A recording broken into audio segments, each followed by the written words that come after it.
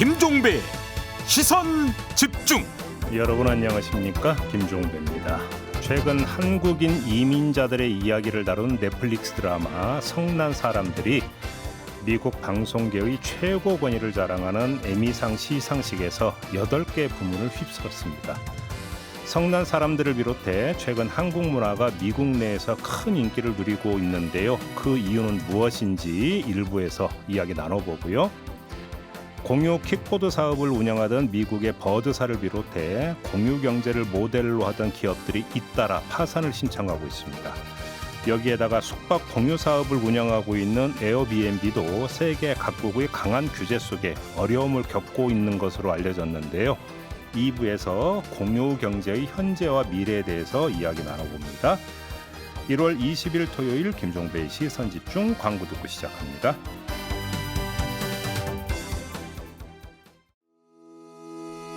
시선집중은 촌철님들의 다양한 목소리를 기다립니다. 짧은 건 50원, 긴 건 100원인 문자메시지 샵 8001번, 스마트 라디오 미니와 유튜브 라이브로도 시선집중과 함께하실 수 있습니다. 믿고 듣는 진품시사 김종배의 시선집중.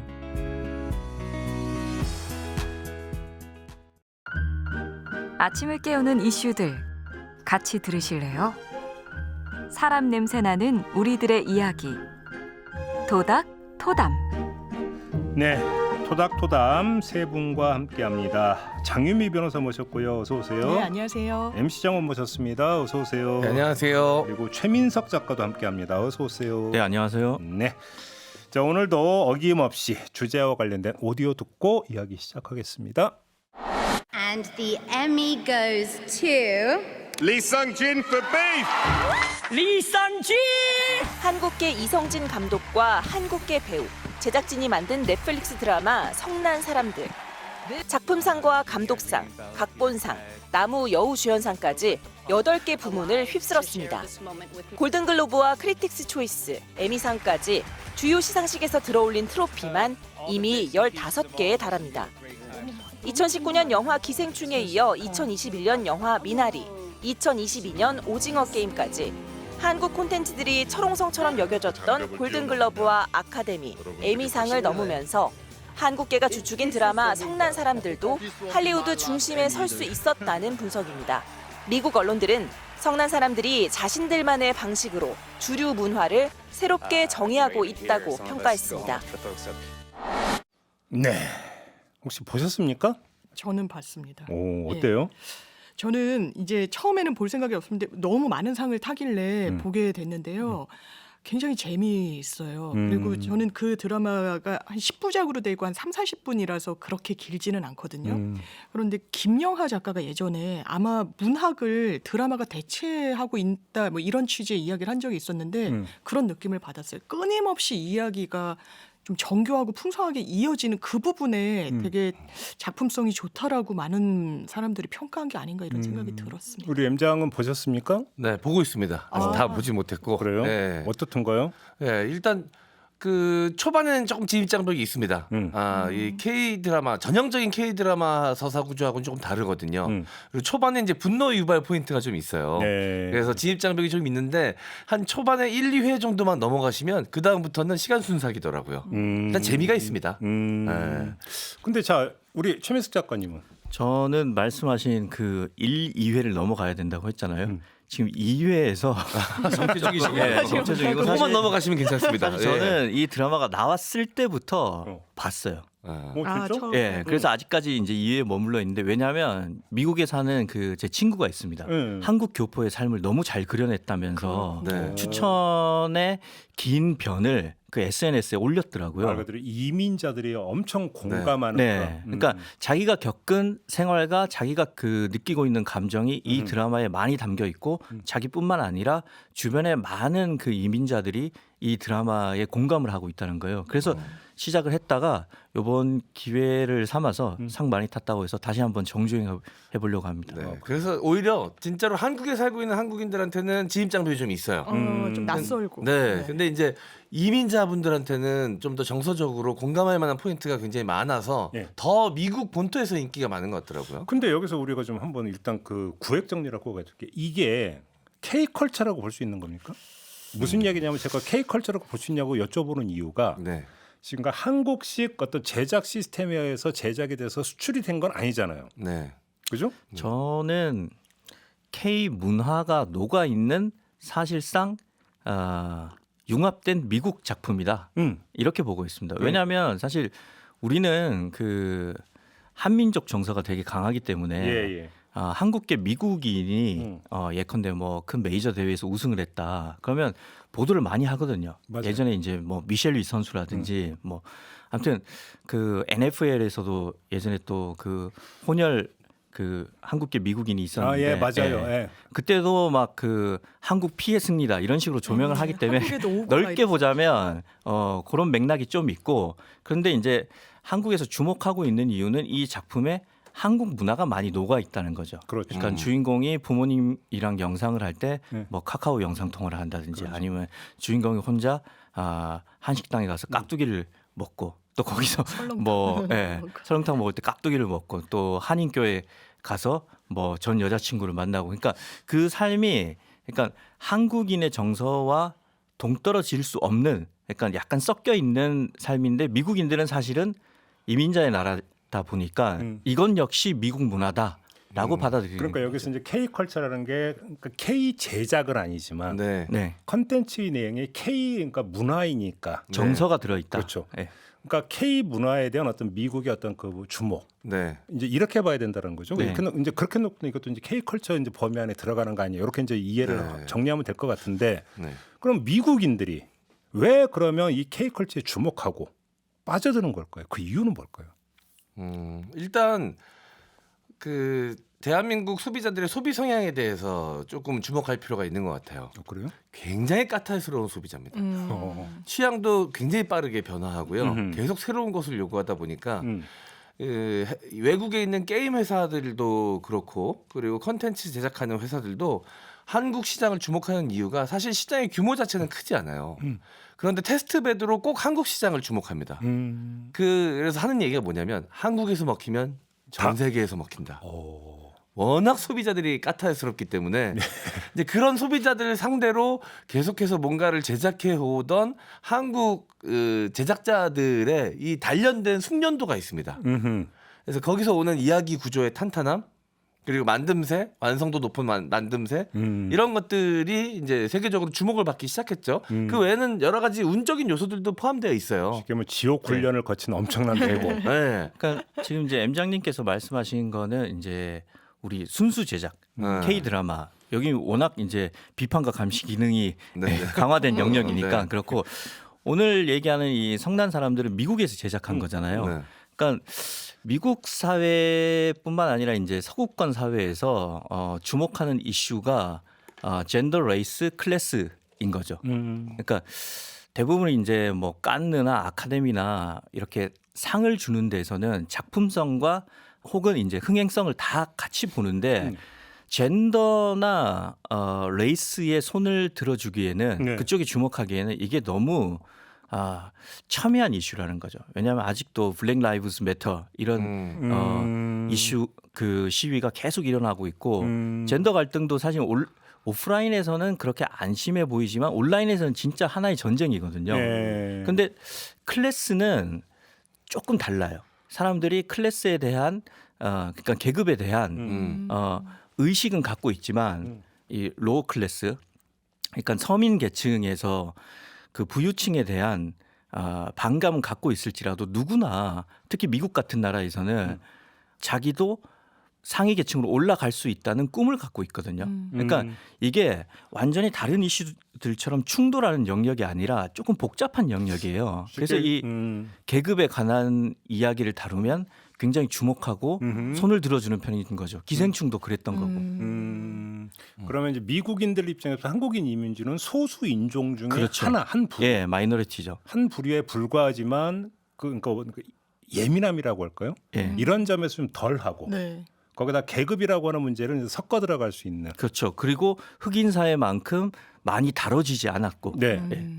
그런 것 같아요. 이 드라마를 보면 사실 보편적인 이야기를 담아내고 있는 거예요. 주인공 데니라는 사람은 이 드라마의 출발점이 남포군전에서 시작하는 거예요. 네. 어떤 굉장히 고급 SUV가 본인에게 위협적으로 하면서 그걸 추적하고 누구인지를 알아내려고 하다가 굉장히 부유한 한 여성임을 나중에 알게 되는데 거기에서의 계급차가 있고 또 이 사람은 하는 일마다 굉장히 실패를 해요. 그리고 이 양쪽이 두 남녀가 주인공이다 보니까 상당히 계속해서 대비가 됩니다. 그 과정 중에 한국 이민자들의 삶이라는 게 약간 뭐랄까요? 양념처럼 들어가 있지 그게 또 주된 건 아니거든요. 네. 이 드라마가 흥행하고 평가를 받는 건 굉장히 보편적인 주제 그리고 특히 지금 주목도가 높다라고 하는 계급의 문제를 상당히 신랄하게 다루고 있고 출발점부터 다른 사람이 계속해서 고난을 이겨나가 보려고도 하지만 좌절이 거듭되고 정말 운명도 아주 호의적이지 않은 한 인간을 보여주거든요. 그 사람이 그냥 한국인 2세였던 것이어서 이 이야기의 보편성 때문에 더 좀 평가를 받고 다만 주목에 있어서는 K컬처 이런 부분에 대해서도 상당히 관심이 많은 상황에서 아 이렇게 사는구나 한국 사람들 이런 부분을 그러면 보여주는. 이제 성난 사람들이라고 하는 특정 드라마를 벗어나서 네. 그냥 뭐 K 드라마가 되는 K 컨텐츠가 되는지 네. 여기에 어떤 그 뭐 세계 특히 뭐 미국이 지금 그 선호하는 이유에 혹시 자기들의 한계 그러니까 미국 컨텐츠 산업에서 이것저것 다 이제 뽑아서 다 제작하다 보니까 더 이상 이제 소재 빈곤 여기서 나오는 결과 이런 측면 혹시 없습니까? 있다고 봅니다. 왜냐하면 그러니까 거기 보면 이제 미국이- 맨날 다루면 좀비 아니면 그러네요. 그리스 네, 신화 맞습니다. 미국이 지난 한 15년 정도 뭐 정확하게 이제 이건 추산하기는 어려운데 너무 상업주의에 매몰되었어요. 작품들이. 그러니까 지금 말씀하신 것처럼 이제 좀비도 하나의 영역이고 사실 제일 미국이 이제 많이 생산했던 거는 히어로물인 거죠. 그러니까 저도 영화관에 기본적으로 일주일에 한 2번 정도는 가거든요. 오. 당연히 어릴 때부터 헐리우드 영화를 쭉 봤죠. 근데 어느 순간부터 헐리우드 영화를 안 보게 된 게 계속 이제 히어로물만 생산하는데 5분 보면 이제 스토리가 나오죠. 예. 근데 헐리우드에서 히어로물에 집중하는 이유는 그게 흥행이 제일 잘 되거든요. 그러다 보니까 미국 관객들도 자꾸 이제 다른 쪽으로 눈을 돌리는데 다양성 측면에 주목을 하게 되는 거죠. 그러다 보니까 사실 미국은 기본적으로 이민자 사회이기 때문에 전 세계 문화를 자기들이 다 흡수를 해서 자기 걸로 재창조를 합니다. 네. 뭐 음식도 그렇고 네, 네. 뭐 피자, 뭐 햄버거 이런 거 결국은 다 자기들 음식처럼 여기잖아요. 예, 뭐 결국은 이 한국 문화 역시 이 재창조된, 재가공된 미국 문화라고 인식을 하고 이거를 어떻게 하면 이 코메리칸들의 삶 역시 우리 미국인의 삶의 일부다 이렇게 받아들여서 그거를 이제 백인들이 자꾸 손을 들어주고 싶어하는 거죠. 우리 이런 데도 주목해. 우리 M장이 또 미국 히어로물에 상당히 조예가 깊은 분이거든요. 네. 한번 분석을 좀 해주신다면. 아, 히어로물은 이미 모든 이야기가 다 끝났습니다. 이제 나올 수 있는 이야기가 다 나왔어요. 아 그래요? 재탕을 거듭하다 못해 이젠 계속해서 리부트라는 걸 하거든요. 이게 이제 이야기가 계속 진전이 되다가 우주까지 가서도 우주에서도 할 수 있는 걸 다 해버렸어요. SF를 안 되는데. 뭐 제가 제일 좋아하는 안 되는데 무궁무진하지 않나요 SF? 무궁무진하지만 이야기 서사구조로 만들었을 때 이제 지구에서 하다 안 되면 이제 우주로 나가는 거거든요. 예. 지구에서 이제 작은 이야기로 시작을 해가지고 이제 확장시키다 우주까지 가는 건데 우주에서도 할 수 있는 뭐 이제 시간요. 그 다음은 이제 시간으로 갑니다.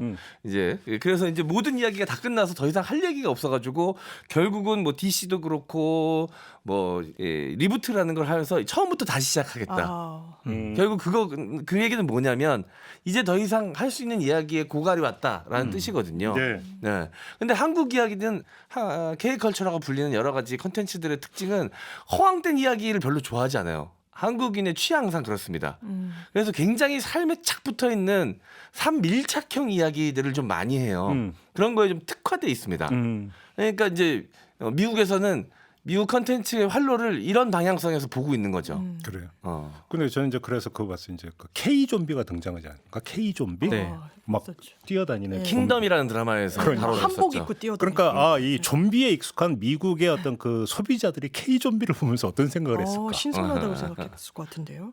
네. 모르게요. 굉장히 반응이 좋았었죠. 그래서 돕고 있고 가스를 쓴 좀비가 나오니까 그게 이제 새롭다는 건데 사실 이제 한류가 그 주목받기 첫 포인트를 잡는 건 뭐 사람마다 기준이 다르겠지만 저는 개인적으로 그냥 제일 컸던 거는 배용준 배우가 나왔던 그 겨울 연가, 예, 그거라고 보거든요. 그게 벌써 이제 20년 전이에요. 예, 20여 년 전인데 그때부터 이제 사실 그게 일본 중장년층 여성들한테 인기를 끌었는데 그 핵심은 저는 새로움이라고 보거든요. 새로움. 예, 우리한테는 사실 익숙한 서사였는데, 근데 뭐가 새롭냐면 정서가 새롭다는 거죠. 그 연사마를 늘 야사시라고 해요. 약간 젠틀하고 부드럽고 상냥하다. 일본에 없는 남성상이라는 거죠. 그리고 이제 중남미에서 케이팝이 인기를 끌었는데 중남미는 원래 젊은 사람들이 그 레게똥이라는 굉장히 비트가 빠르고 약간 그 야한 가사가 섞인 음악들을 많이 들어요. 어감은 안 좋네요. 네. 네.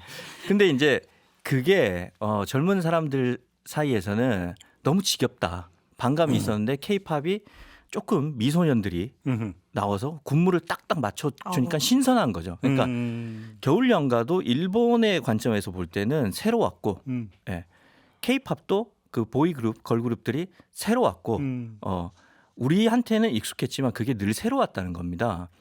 그런데 결국은 우리는 그 모든 드라마가 어차피 기승전 재벌 2세였잖아요. 네. 그렇죠. 기승전 재벌 2세가 아니면 기승전 재벌 3세예요. 실장님. 네. 그래서 다 너무나 익숙한 거죠. 근데 이게 어느 순간 그 외국인들이 뭐 유튜브나 뭐 많은 영상에서 그 별명이 있어요.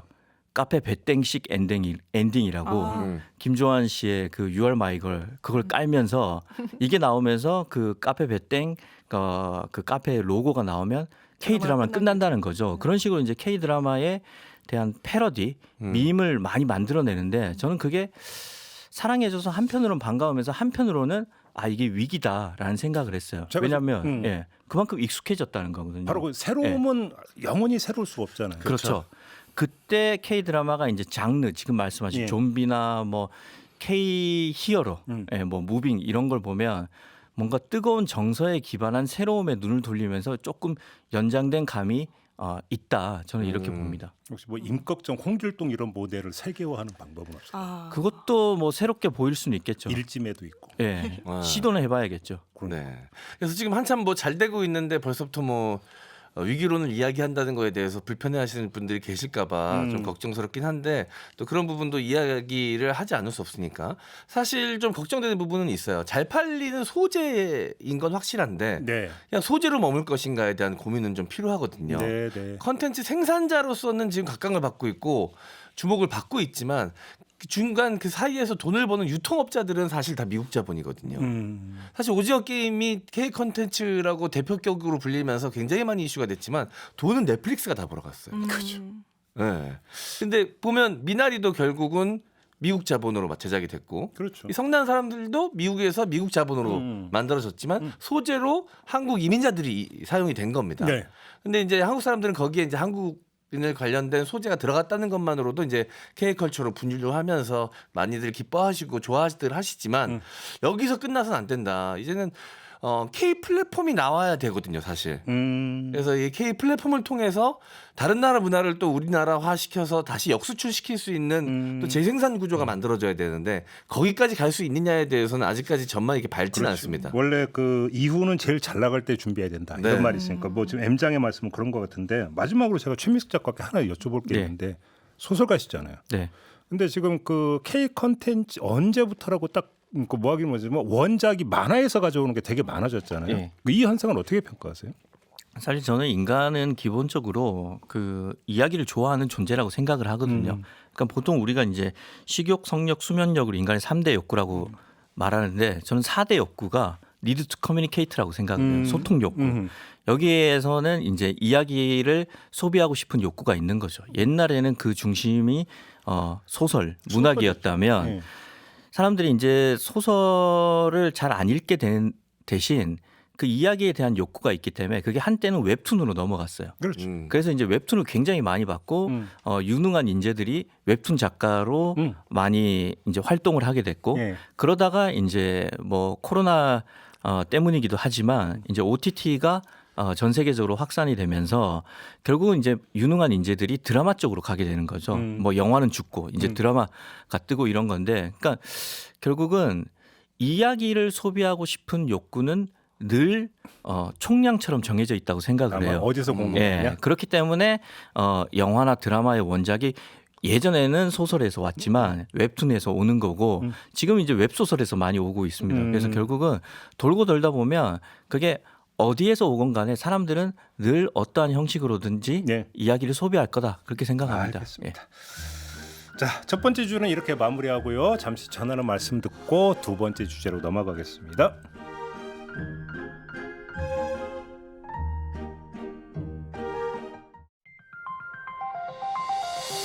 더 넓게 귀 기울이고 더 깊게 살펴봅니다. 대한민국 시사의 기준 김종배의 시선집중. 2024년에도 계속 시선집중하세요. 네, 김종배의 시선집중 토요일 코너 토닥토담 세 분과 함께하고 있습니다. 최민석 작가, 임시장원, 장유미 변호사 세 분과 함께하고 있는데요. 2부 주제도 오디오 듣고 이야기 나눠보겠습니다. 공유 킥보드의 원조 미국 버드가 결국 창업 6년 만에 파산을 신청했습니다. 한때 기업 가치가 10억 달러, 말 그대로 유니콘 기업이었는데 말입니다.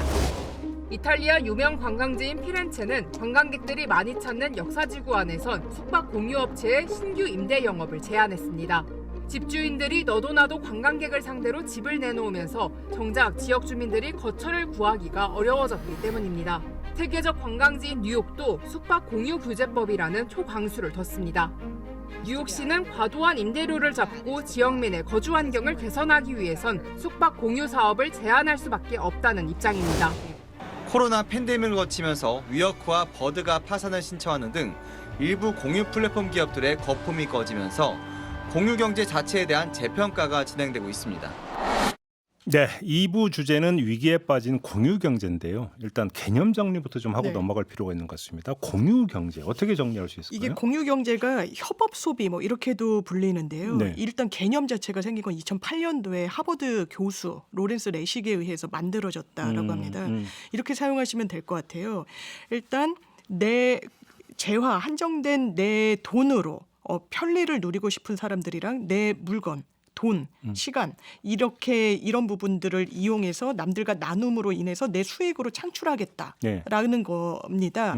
그래서 실제로 공유 경제 가장 대표적인 게 공유 플랫폼을 통해 가지고 킥보드 쓴다는 거, 우버 자동차 그리고 여러 나눔 요즘은 명품을 나눠서 대여해서 쓰기도 하고 하니까요. 또 위워크 지금 들으신 것처럼 이런 여러 형태로 지금 자리 잡고 있는 상황인 것 같습니다. 그러니까 이제 공유에 맞대응하는 개념은 소유가 될 텐데, 그렇죠. 그러니까 어떤 재화가 있으면 자본주의는 당연히 그거는 누구에 의해서 독점되는 소유물 이렇게 생각했는데 그게 아니라 여러 사람이 나눠 쓰는 것. 네. 이게 이제 그 공유 경제다. 네. 이렇게 정리하면 될 것 같은데 세 분 혹시 경험해 본 게 있습니까?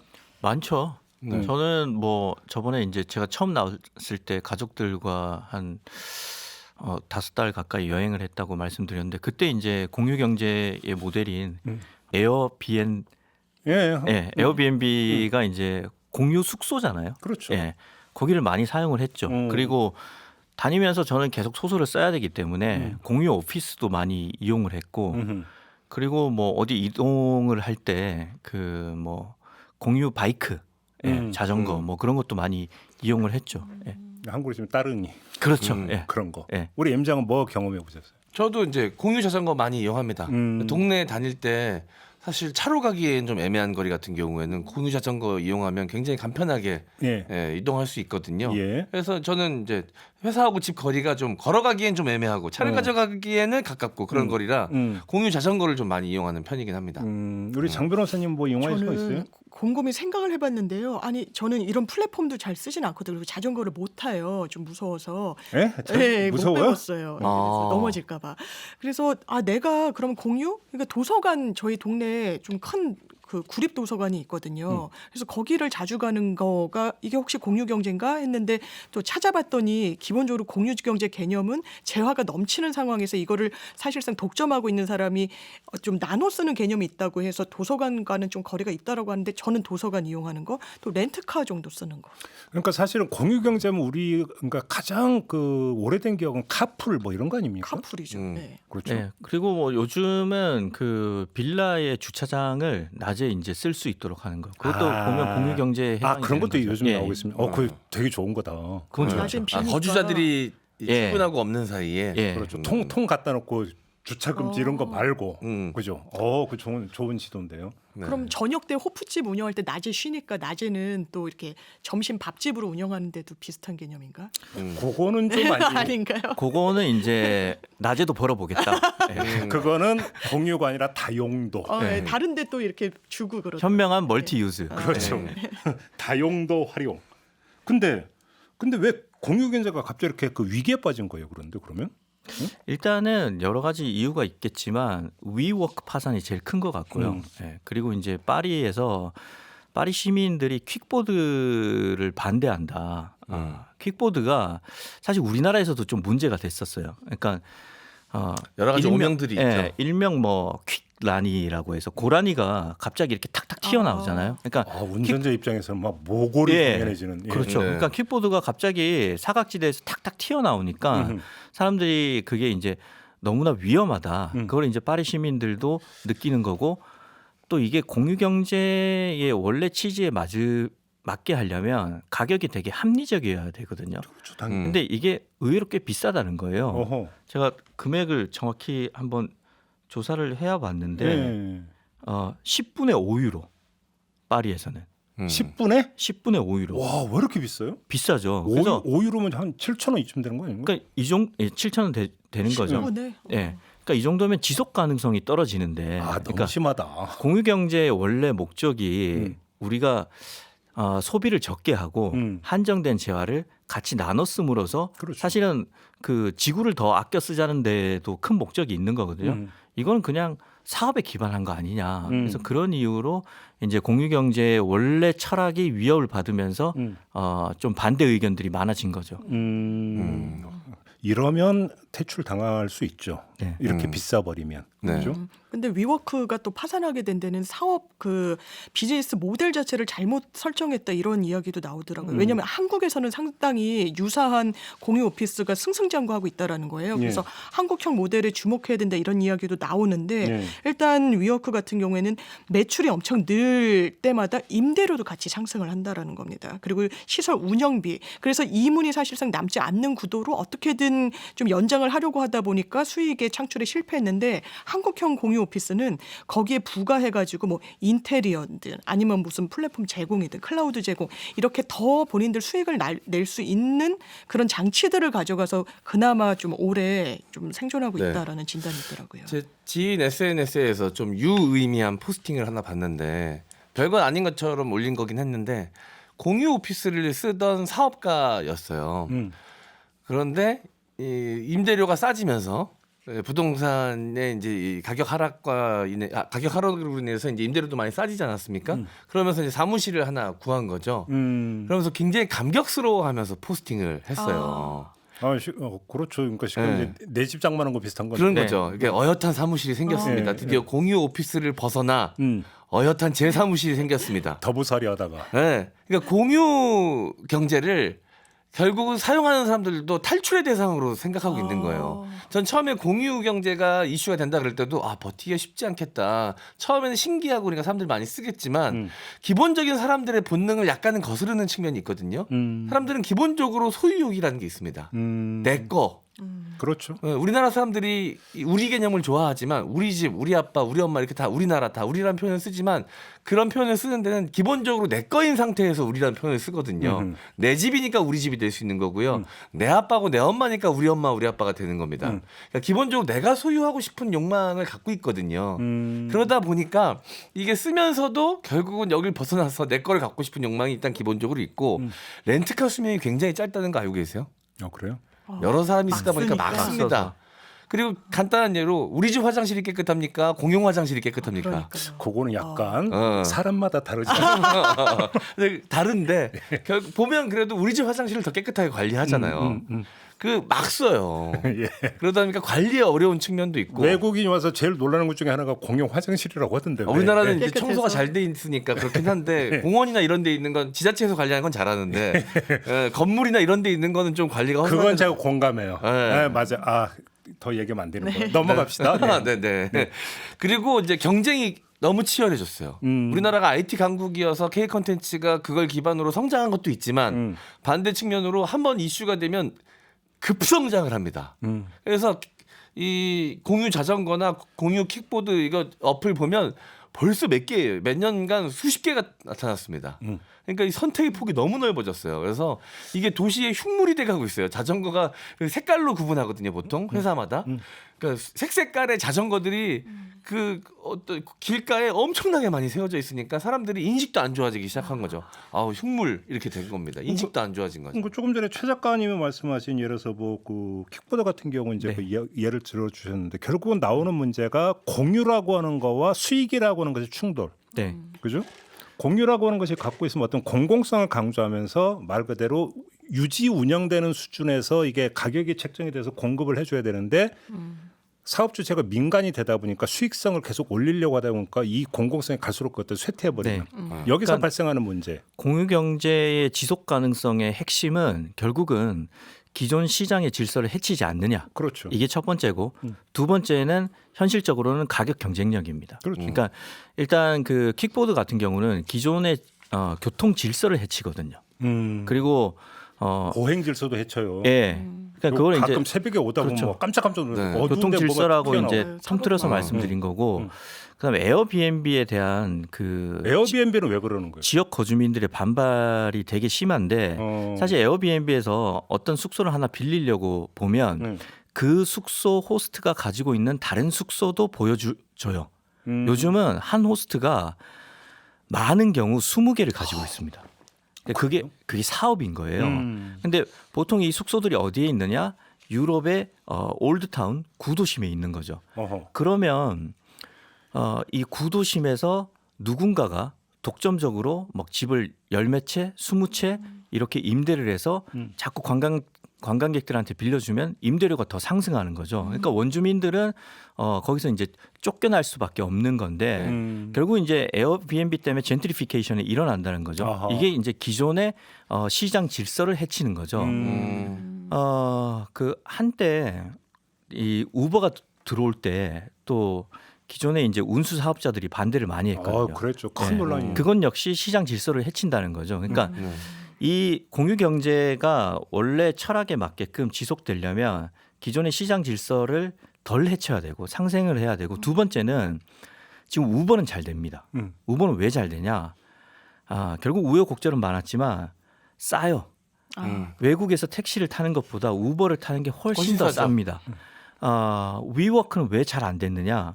사실 저도 이제 제 작업실을 빌려서 써보기도 했었고 한 2년 정도 뭐 공유 오피스도 다녀보고 카페도 다녀보고 했는데 지금은 이제 작업실 없지만 공유 오피스와 카페 둘 중에 하나를 놓고 본다면 카페에서 매일 음료와 음식까지 주문하면서 짧게 있는 것과 공유 오피스에 매달 얼마씩 주는 것의 가성비를 따져보자면 카페가 더 쌉니다. 훨씬 더 싸고 서비스도 좋고 뭐 카페는 뭐 적당한 시간 있다 다시 집으로 가면 되잖아요. 예, 그렇게 따져본다면 결국은 위워크는 그 처음에 위워크로 사람들을 끌어들이려고 했을 때 창업자가 뭐라고 얘기했냐면 여기에 많은 인재들이 모여서 직접 효과를 누릴 수 있다. 맞아, 근데 거기 가보면 사실 인맥도 관리하고 낯선 사람들이랑 대화할 수 없어요. 그냥 조용히 있어야 되고 눈치 보이고 가도 M장님이 말씀한 것처럼 내 공간이 아니다 보니까 늘 객이고 그렇다 보니까 가격 경쟁력에서 결국은 우위를 가져가지 못하면 이게 합리적이지 않다고 여기는 거죠. 그래서 시장 질서를 얼마나 잘 지키느냐, 그다음 가격이 얼마나 합리적이냐, 이게 굉장히 중요한 두 가지 요소인 거죠. 그렇게 지금 만약에 중간 결론이 내려진다면 그것이 민간에서 비즈니스 차원에서 할 게 아니라 오히려 공공부문에서 공익서비스 차원에서 하는 그렇죠. 게 더 맞는 거 아니냐. 이 얘기로 연결이 될 수 있잖아요. 네. 그래서 뭐 한때 그 어떻게 보면 그 중고거래인 당근도 어떻게 보면 이제 약간 공유경제 확장형이라고도 볼 수 있거든요. 물론 엄밀하게 보자면 이건 뭐 그냥 중고거래가 아니냐 이렇게 이제 제한적으로 보면 그럴 수도 있지만 그런 것들을 이제 뭐 경기도에서 앱을 만든다든지 아니 예를 들어서 따릉이라든지 네. 서울에 이런 게 하나의 그런 모델이 될 수 그렇죠. 있는 거죠. 예. 그래서 그런 시도들이 있었죠. 예. 그래서 정부가 뭐 지자체가 주도하는 것도 있을 수 있겠지만 규제하는 것도 하나의 방안일 수 있는데 지금 뭐 시장 질서를 좀 해야 하는 측면도 있다라고 해서 전 세계에서 좀 규제하려는 움직임이 있다라고 합니다. 아까 네. 에어비앤비 유럽에서 몇십 채를 갖고 있는 사람도 봤다고 말씀 주셨잖아요. 특히 튀르키예에서 이스탄불에서 집값이 폭등했는데 그 원인으로 정부가 진단한 게 바로 에어비앤비 사업 팽창이라고 봤다라는 거예요. 그래서 그것을 규제하기로 했다라는 것이고요. 이탈리아도 피렌체 근처에서 공유 숙소 2채 이상 소유한 사람 세금 비율을 상당히 높였습니다. 21에서 26%로 올리고 이런 규제책. 그리고 미국 뉴욕 같은 경우에는 집주인이 숙박객과 함께 머물도록 아마 사고도 많이 나고 하니까 이런 규제책들을 좀 모색하고 있는 상황인 것 같아요. 네, 저는 이 어떤 산업 발전의 속도하고 사람들의 생각이 발전하는 속도하고 이 속도 간의 차이가 존재한다고 생각하거든요. 문화지체 현상이라는 거. 네. 이 속도 차이 때문에 발생되는 것도 있어요.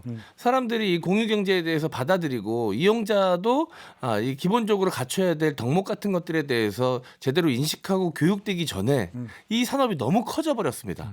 그러니까 막 이용하게 된 거죠. 그러다 보니까 인식이 안 좋아지고 이용하지 않는 비이용자들은 혐오의 대상으로 생각하기 시작했어요. 에어비앤비 같은 경우도 초창기에 인기가 많았지만 에어비앤비 이용해서 가보면 그 강원도에 가면 한참 바닷가에 가장 가까운 아파트에 에어비앤비가 굉장히 많았습니다. 가면 여러 가지 경고문들이 엄청 붙어 있어요. 제발 조용히 좀 이용해달라. 주민들이 너무 괴로워한다. 네. 그러니까 거기 원래 살던 원 거주민들도 너무 불편해하는 거고 에어비앤비 사용자들에 대해서 혐오감이 생기기 시작하는 거고 이용자들도 내가 편히 놀러 왔는데 이렇게 주변 사람들 눈치를 봐야 돼?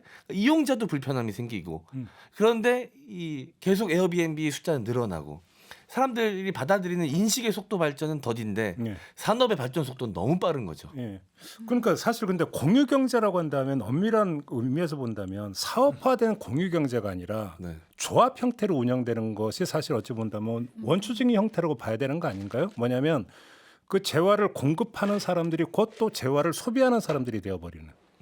그러니까 이게 원래는 원초적인 형태라고 그렇죠. 봐야 되는 거 아닌가요? 그러니까 출발을 하게 된 그 개념, 철학은 그렇다고 해도 결국 이게 돈이 되니까 사업자들이 등장하게 돼서 사업화가 되니까 그때부터 문제가 발생하는 거죠. 신규 모델 중에 상당히 문제가 많이 드러나고 있는 게 명품도 사기에는 너무 비싸잖아요. 그러니까 빌려서 입고 쓰고 하는 그런 플랫폼들이 있어요. 뭐 대여. 예, 대여. 이것도 공유 경제의 틀거리에 들어오는데 최근에 한 업체 같은 경우에는 정산을 계속 안 해준다는 거예요. 그리고 약관 같은 것도 임의로 갑자기 바꿔서 당신들이 우리한테 위탁해서 맡긴 물건은 우리가 임의로 중고거래에도 동의를 해야 된다라고 바꾸기도 하고요. 그러고 손상이 된다거나 망가지더라도 거기에 따른 또 보상 체계를 제대로 안 해줘서 이게 돈이 되니까 너도나도 하고 신규 사업 모델로 차용은 하는데 이런 또 뭐랄까요 피해를 보는 사람들도 상당히 많이 생기는 거예요. 그렇게 돼버리면 이게 공유 경제가 아니라 멤버십 경제인 거죠 사실은. 회원제 뭐 그렇게 봐야 되는 거 아닙니까 오히려. 사실 그런 식으로 많이 변질이 됐습니다. 그러니까. 그러니까 여기에 과연 공유 경제라고는 어떤 그 용어를 붙일 수가 있는 것인가? 그러니까 지경까지 왔다고 봐야 되는데 그러면 여기서 뭔가 반전, 전환점이 될 수 있는 무슨 계기나 이런 건 없을까요? 없다고 봐야 됩니까? 공공 부문이 다시 적극적으로 뛰어든다 이런 건 어떻게 하나의 대안이 될 수 없는 걸까요? 글쎄요, 그게 아직까지는 뭔가 새로운 대안이 막상 떠오르지는 않거든요. 그러니까 시장이 급작하게 너무 커버려가지고요. 너무 모든 것들이 빠른 시간 내에 일어났어요. 그래서 이런 논의가 계속 쌓이다 보면 대안도 조금씩 나오겠죠. 일단 너무 빠른 시간에 성장했기 때문에 어쩔 수 없이 찾아온 이 파괴의 시간을 감내해야 됩니다. 근데 이게 공유 경제가 이렇게 막 그런 것도 사실은 그 기반에는 기술적 기반이 그러니까 디지털 플랫폼이라는 걸 기반으로 하고 있는 거잖아요. 이 부분에서 거기서 나타났던 파생적인 현상 이렇게도 볼 수 있겠네요. 이렇게 놓고 기술이 본다면? 없었다면 아마 이런 문화, 이런 시장도 형성되기는 어려웠을 테니까요. 그리고 그 창업주의 마인드 혹은 기대와 실제 사용자들의 욕구가 다르다는 것도 큰 문제죠. 그러니까 에어비앤비는 처음에 여행은 살아보는 거야 그런 컨셉으로 내가 어딘가 여행 가서 그 원주민의 집에 거주를 하면서 예컨대 그냥 방을 하나 빌리는 거예요. 그래서 그 사람과 민박. 예, 맞아요. 그래서 그 사람과 친구가 되고 그렇죠. 그 사람과 교감하면서 같이 밥도 먹고 이런 건데 근데 사람들은 가 보니까 그냥 이 집 전체를 내가 혼자 다 쓰면 좋겠는데 이렇게 원하고 이렇게 바라고 집주인들도 집 전체를 빌려주면 돈을 더 받겠는데 그러면 차라리 내가 여기에 있는 다른 데를 내가 아예 임차를 해서 임대를 해서 재임대를 하자 이렇게 되는 거니까 그러니까 원래의 철학과 사람들의 욕구가 맞아떨어지지 않는 거에 이 문제점들이 생기는 거죠. 그러니까 공유가 공생으로 가야 되는데 공생으로가 아니라 독점으로 가고 있는 독점욕이 그러니까 다시 발동이 되면서 변질되고 있는 돈벌이 수단이 되는 거죠. 그렇죠. 이게 결국은 문제네요. 네네네. 인식이 너무 안 좋아지고 있다는 것도 좀 걱정이 되는 게 이 CCTV 영상 같은 거, 교통사고 CCTV 영상 같은 거 이제 유튜브에 올라오면 이제 반응이 있는 것들 중에 하나가 학생들이 이 공유 킥보드에 2명, 3명 타가지고 맞아요. 달려가다가 교통사고 나는 거 굉장히 끔찍한데 거기에 보면 댓글들이 너무 가슴 아파요. 동정 여론이 거의 없습니다. 대부분 혐오하는 내용이에요. 심판론입니까? 네. 사고 자초했다는. 네. 굉장히 극단적인 이야기들이 많이 좀 잘됐다라는 식의 이야기들이 거의 대부분이에요. 그러니까 그만큼의 혐오 정서가 쌓여 있다라는 거죠. 그렇게 이제 그 정도로 골치 아파한다라는 거죠. 그래서 이야기. 사실 저희 아파트에서도 그 문제가 있었어요. 저희가 이제 집이 이제 홍대랑 조금 가깝다 보니까 좋은 데 사시네. 아니 뭐 주민 한 분이 집을 에어비앤비로 돌리셨어요. 근데 이제 여행자들이 와서 계속 파티하고 막 이제 막 소란을 일으키니까 얼마나 시끄럽겠어요. 주민들 단톡방에서 난리가 난 거예요. 메토 에어비앤비 아닙니까?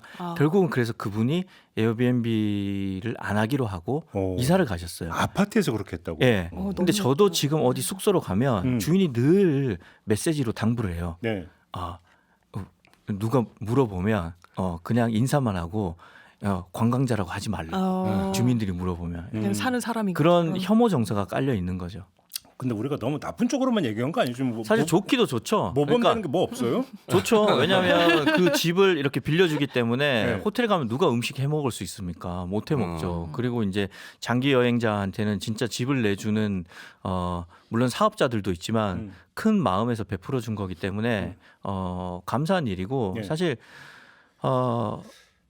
우버 같은 것도 우버뿐만 아니라 그 뭐 외국의 캐비파이도 있고 진짜 여러 사업체들이 있거든요. 그것도 사실은 전업 운전 기사들도 있지만 그냥 아르바이트하는 사람들도 되게 많아요. 그 사람들한테도 도움이 되는 거죠. 얘기를 해보면 저는 약간 아재 같아서 그 운전하시는 분들이랑 대화 많이 하거든요. 그러면 뭐 학생들도 학비를 벌기 위해서 하고 있고 뭐 그다음 이민을 왔는데 초창기에 할 수 있는 일이 없어서 그냥 운전하거나 그런 식으로 이제 지역 경제에 이바지 되는 면도 크죠. 이게 워낙 빠른 시간에 성장하다 보니까 관련 법 규정 같은 것들이 좀 더디게 진행이 되다 보니까 부족한 측면이 좀 있습니다. 저는 그래서 어쩔 수 없는 이 진통, 성장통이라고 보고요. 이제 어느 정도 이제 사업도 물갈이가 좀 되면서 안정화되고 관련된 법 규정들도 좀 상생할 수 있도록 생겨나면 다시금 좀 안착할 수 있는 하나의 고유한 문화로 안착할 수 있는 시기가 찾아올 거라고 생각을 합니다. 그렇죠. 뭐 시장이라고 하는 게 별별 어떤 현상이 다 벌어지는 것이니까 어쩌면 이제 국가의 역할이라고 하는 것들이 거기서 이제 물기를 잡아주는 거. 그래서 이제 진흥시킬 건 진흥시키고 아닌 건 규제를 가할 수 있는. 그래서 이제 방향성을 잡아주는 게 이제 국가의 역할일 수가 있는데 조금 전에 M장이 말씀하신 대로 뒤따라간다. 뒤따라가는 게 있죠. 우리나라 같은 경우는 에어비앤비는 외국인 관광 도시 민박업 사업자로 등록을 해야지만 또 사업 운영이 될 수 있도록 해서 또 최소한의 규제책 뭐 이런 건 마련해 놓고 있긴 합니다. 저도 이 욕구는 아까 이야기의 욕구가 사라지지 않고 바뀌어서 나오듯이 옛날에도 우리는 뭐 서로 빌려 쓰는 거 좋아했거든요. 세탁소 가서 옷 빌려 입고. 그래서 이 욕구는 이른바 상조라는 게 있었죠. 사실. 안 사라지고 계속 다른 형태로 발전될 거라고 생각을 합니다. 그렇죠. 우리나라의 상부상조라고는 아주 좋은 전통이 있지 않습니까? 그런 것들을 살려나가는 것은 너무나 좋은 거라고 보는데 이제 부작용을 어떻게 최소화할 것인가. 거기서 이제 공공의 역할이 좀 긴밀해지고 있다. 기묘해지고 있다. 이런 이야기를 하면서 두 번째 주제도 마무리하고요. 세 분과는 좀 인사 나눠야 될 것 같습니다. 말씀 잘 들었습니다. 고맙습니다. 고맙습니다. 네, 김종배의 시선집중 오늘 준비한 이야기는 여기까지입니다. 저는 물러가고요. 내일 아침에 다시 인사드리겠습니다. 고맙습니다.